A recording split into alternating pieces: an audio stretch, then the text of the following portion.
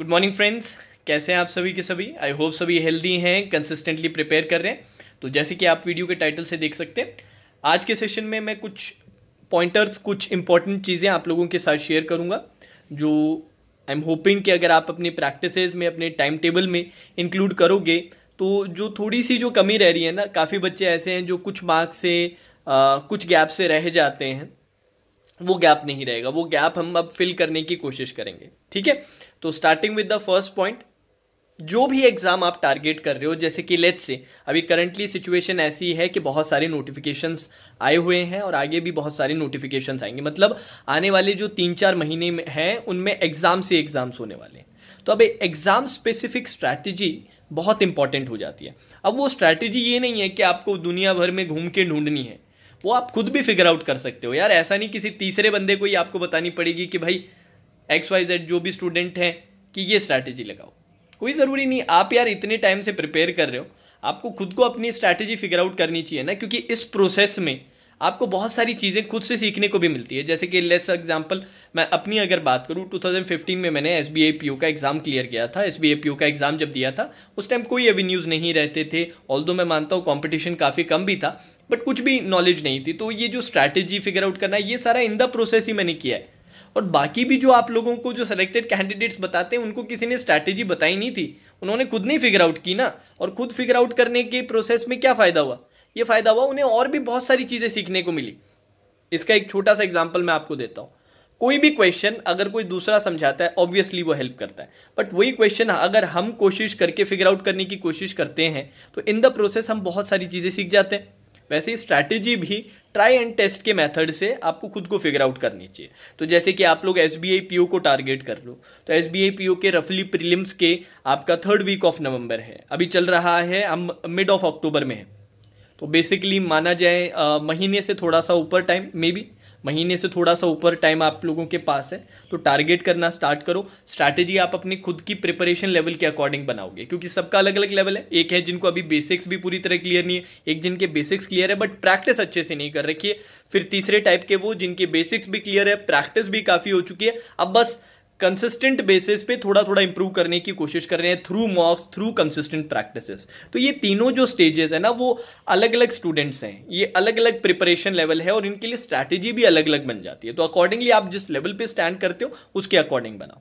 अब एक रफ में आपको एक क्राइटेरिया आपको मैं बता देता हूँ चीज़ों का। 10 आवर्स का आपका पूरा का पूरा टाइम टेबल होना चाहिए। पूरे दिन का जो स्ट्रक्चर है वो 10 आवर्स के लिए स्टडी आवर्स का होना चाहिए।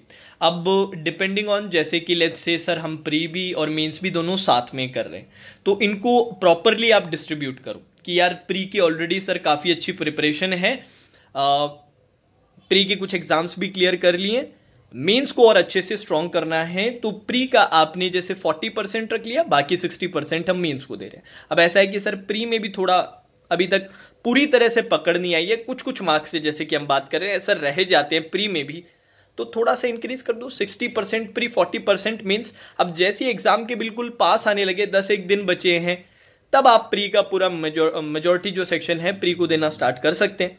अब ऐसे स्टूडेंट से सर अभी तक कोई भी लेवल नहीं आया, गैप अभी काफ़ी सिग्निफिकेंट है कट ऑफ से, तो मेजॉरिटी पोर्शन आप प्री को ही देंगे, अभी मेंस के लिए आप तैयार नहीं है। तो अकॉर्डिंगली यार आप जहां स्टैंड करते हो उसके अकॉर्डिंग आपको प्लानिंग करनी है, और ये प्लानिंग खुद ही करनी है और करनी ज़रूर है, क्योंकि जब तक आप प्लान्ड वे में पढ़ोगे नहीं ना, तब तक सिलेक्शन थोड़ा सा डिले हो जाएगा। होगा ज़रूर, अगर मेहनत करोगे वो मेहनत कभी ख़राब नहीं होती, बट जो चीज़ 3 महीने या 4 महीने में होनी चाहिए उसको 1 साल लग जाएगा, जो 1 साल में होनी चाहिए वो 2 साल लग जाएगा। प्लानिंग का सिस्टमैटिक रेजिमेंटेड तरीके से पढ़ने का ये फ़ायदा होता है। तो ये आप चीज़ें फिगर आउट करो। अब मॉक्स के बारे में मैं एक चीज़ और बताऊंगा। देखो मॉक्स आप लोगों, बहुत सारे लोग ये गलती करते हैं कि सर मैं डेली मॉक्स देता हूँ, मैं डेली मॉक्स देता हूँ। अरे भाई डेली मॉक्स देना कोई गड़बड़ नहीं है, प्रॉब्लम ये होता है कि डेली मॉक्स देके आप उसका एनालिसिस नहीं करते, क्योंकि एनालिसिस में भी तो टाइम लगता है। अब सर मॉक भी दे, एनालिसिस भी करें, उसके अलावा क्लासेस अटेंड करनी है हमें, उसके अलावा बाकी चीज़ें भी पढ़नी है, तो उसमें टाइम लग जाता है। इसलिए मैं कहता हूँ डेली मॉक देने की ज़रूरत नहीं पड़ती। अब जो ऑलरेडी काफ़ी ज़्यादा साउंड हैं प्री की प्रिपरेशन में, कुछ प्रीज निकाल भी चुके हैं इस साल, उनको लिए मैंने बोल रखा है कि यार अल्टरनेट डेज पे आप दे सकते हो। अब आप उस लेवल पे नहीं हो तो वीक में 2 या 3 मॉक्स आराम से दो, ज़्यादा देने की ज़रूरत नहीं, उसके लिए संडे को निकाल के रखो ना, संडे को आराम से 2 मॉक्स दे सकते हो, उसका प्रॉपर एनालिसिस करो। अब अगले संडे तक फिर से देने का, जब 2 या 3 मॉक्स आप जब दोगे तब तक आपके पास गैप रहेगा कि यार जो मैंने गलती की उसको पहचानूं और उस पर काम करूं इस बचे हुए हफ्ते में। तो इस तरह से प्लान करना पड़ता है यार सारी चीज़ों को। प्री के लिए बना रखा है, मेंस के लिए बना रखा है कि हाँ भाई मैं प्री की रीजनिंग के इतने सेट्स निकालूंगा। जैसे प्री के लिए मैं आप लोगों से कहता हूँ generally 10 to 12 puzzle sitting arrangement के सेट्स डेली बेसिस पे निकाल, तो ये निकाल लिए। मेंस के लिए ऐसा हुआ कि सर 3 सेट्स मेंस के निकाल लिए। इस तरीके से प्रॉपर तरीके से पूरा डेली बेसिस पे अपना टाइम टेबल सेट करो कि यार सुबह उठ के एक टारगेट सेट कर लिए कि ये टारगेट्स है। अब ये नहीं है कि ये टारगेट्स अचीव नहीं होते तो डिमोटिवेट हो जाए। हमारी ये होना चाहिए, हमारा टारगेट को पूरा करना नहीं है, हमारा टारगेट होना चाहिए उसके लिए 100% देना। जैसे मैं भी दिन जब स्टार्ट करता हूँ, जैसे अभी मैं बैठा तो मैंने सारे के सारे पॉइंट्स अपने रफली नोट कर लेता हूँ मैं डायरी में या जो भी कॉपी मेरे पास रहती है। अब वो सारे के सारे पॉइंट्स कई बार कवर हो जाते हैं, कई बार नहीं हो जाते, बट कोशिश पूरी होनी चाहिए, ये इंपॉर्टेंट है। नहीं हो पाते उससे कोई प्रॉब्लम की बात नहीं है, उसमें कोई ख़राब चीज़ नहीं है। 100% नहीं दे पाए वो ख़राब चीज़ है, ठीक है। तो ये स्ट्रक्चर्ड तरीके से चीज़ें जब करने लग जाओगे ना तब अपने आप रिजल्ट मिलने लग जाएगा। अब SBI PO है, वैसे ही IBPS क्लर्क के लिए तो आपके पास और ज़्यादा समय, ठीक है। और एक चीज़ का ज़रूर ध्यान रखना है यार, जितने भी बच्चे हैं जिनका मीन्स से भी थोड़ा सा रह गया था, मीन्स के लिए भी अच्छे से प्रिपेयर करना है, प्री को भी, दोनों को साथ में लेके चलो और अपने अकॉर्डिंग, अपने लेवल के अकॉर्डिंग इसको डिस्ट्रीब्यूशन दो, ठीक है। और कंसिस्टेंट तो आप हो, सभी के सभी पढ़ने वाले बच्चे हो तो कंसिस्टेंट तो हो, बस थोड़ी सी चीज़ों को स्ट्रक्चर्ड मैनर में करना स्टार्ट कर दो। इनिशियली उस पर पकड़ नहीं आएगी अगर आप पहले से नहीं करते आ रहे हो, विद टाइम आपको रिजल्ट जरूर मिलेगा, ये मेरा वादा है आपसे। बट आपको कंसिस्टेंटली रहना पड़ेगा, ऐसा नहीं 1-2 हफ्ते ट्राई किया उसके बाद सर अब बात नहीं, अब जम नहीं रहा है तो छोड़ दिया। इतनी जल्दी नहीं मिलता है रिजल्ट, किसी भी अच्छी चीज़ का 4-5 दिन मेहनत करके रिजल्ट नहीं मिलता है, इसका मतलब वो अच्छी चीज़ ही नहीं थी। अच्छी चीज़ होगी तो उसके लिए लंबे टाइम तक मेहनत करनी पड़ती है, कंसिस्टेंट वे में। बस स्ट्रक्चर्ड थोड़ा सा कर लेंगे, रेजिमेंटेड स्टाइल में करेंगे तो बिल्कुल रिजल्ट मिलेगा, 100% मिलेगा, ठीक है। तो इन कुछ चीज़ों का थोड़ा सा ध्यान रखो।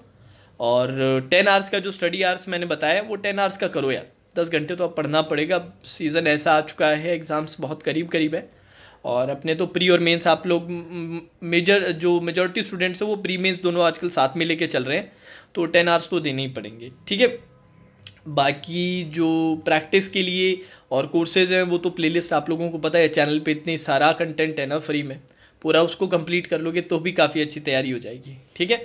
तो वो तो सजेशन सही है। इसके अलावा एक छोटा सा सजेशन मेरी तरफ से, गाइडली जो हमारे काफ़ी समय से स्पॉन्सर हैं उनके दशहरा का ऑफर चल रहा है, तो अगर आप कोई टेस्ट सीरीज़ खरीदना चाहते हो या एक्स्ट्रा प्रैक्टिस के लिए बंडल PDF कोर्स चाहिए, प्री के लिए हो चाहे मेंस के लिए या कोई स्पेसिफिक एग्जाम के लिए भी, तो सभी तरह के प्रोडक्ट्स बंडल PDF कोर्स जो आपकी प्रैक्टिस के लिए PDFs मिलती है और डे वाइज पूरा स्ट्रक्चर तरीके से रखते हैं कि भाई Day 1 आपको ये इतना प्रैक्टिस करना है, Day 2 पे इतना, Day 3 में इतना, पूरा आपके लिए प्लान बना के रख रखा है, वो खरीद सकते हो।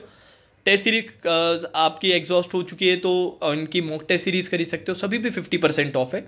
उस पर अपना कोड अगर आप लगा लोगे वर्चुअस जो यूट्यूब चैनल नेम है, फर्दर 12% का डिस्काउंट मिल जाएगा, ठीक है। तो अगर आप खरीदने में इंटरेस्टेड हो तो लिंक मैंने नीचे डिस्क्रिप्शन में डाला है, कमेंट सेक्शन में मैं पिन भी कर दूंगा, परचेज कर सकते हो। अभी अच्छा मौका है, 50% ऑफ चल रहा है सभी पे, उस पर कोड लगाने पे 12% फर्दर डिस्काउंट, ठीक है। चलो, now that's all for today's session, take care.